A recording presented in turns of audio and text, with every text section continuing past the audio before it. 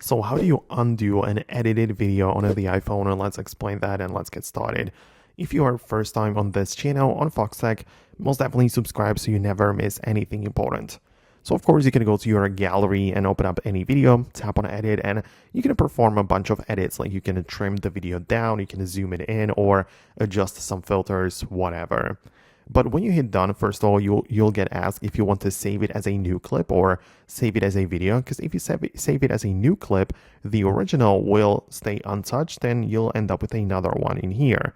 But even if you select to save the video and override the existing one, you still have the ability to go back to the edit page and tap on a revert button in the top right corner.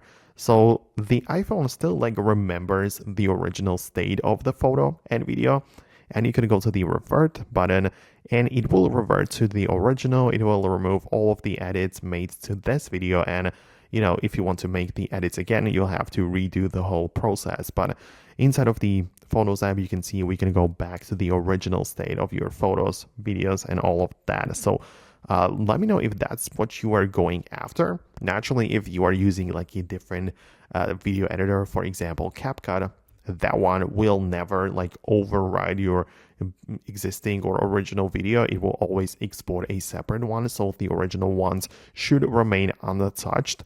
So there's that. Let me know if you managed to do what you needed. Thanks a lot for watching and your support, and I'll see you later in the next tutorials as well.